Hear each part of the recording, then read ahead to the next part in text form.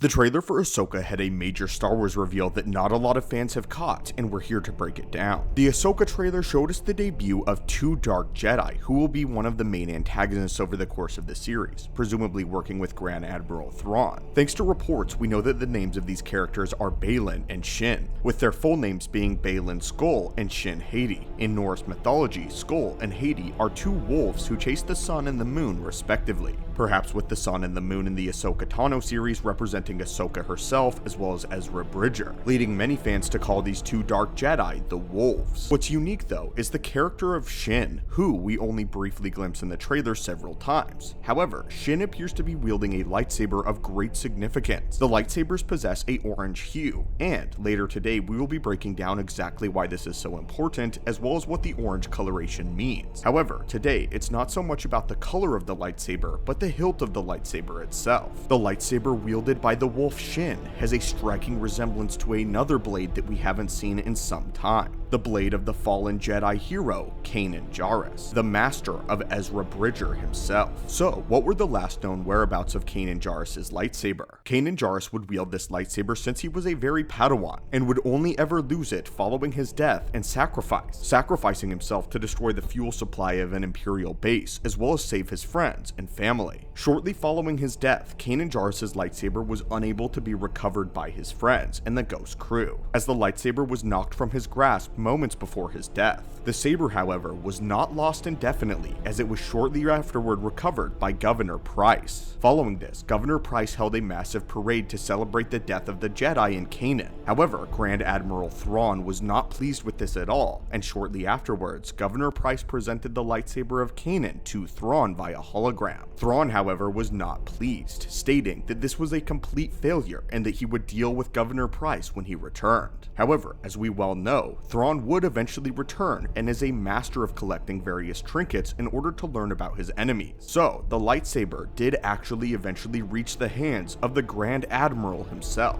I think you all see where we're going here. Since we know Shin and Baylan have been hiding in the unknown regions with Thrawn for a presumably unknown amount of time, and have interacted with him, it is highly likely that this lightsaber wielded by Shin did actually belong to Kanan Jarrus, giving this Dark Jedi of Shin and Ezra Bridger a deep-seated relationship and possibly rivalry with one another. As a sign of disrespect to the Jedi of the past, the Grand Admiral has granted this Dark Jedi the lightsaber of Kanan Jarrus, and she has somehow changed or corrupted it to serve Thrawn and the dealings of the dark side. Hopefully over the course of the series, Ezra will make a point of this, and this will not be just a small Easter egg that is thrown about, with it potentially being a major plot point and showing just how much Ezra and the rest of the Ghost crew want to get back the lightsaber of their old friend Kanan. A lightsaber that was wrongfully gifted to the Grand Admiral now must be won back. Stay tuned on the channel later today as we'll be breaking down the full explanation and meaning of orange lightsabers, from Legends continuity to how they've actually appeared before in canon, to what we believe the lightsabers represent now with the orange hue as opposed to the red coloration. As always, my friends and acolytes of the Force, thank you so much for supporting our archives. May the Force be with you, and I'll see you again soon.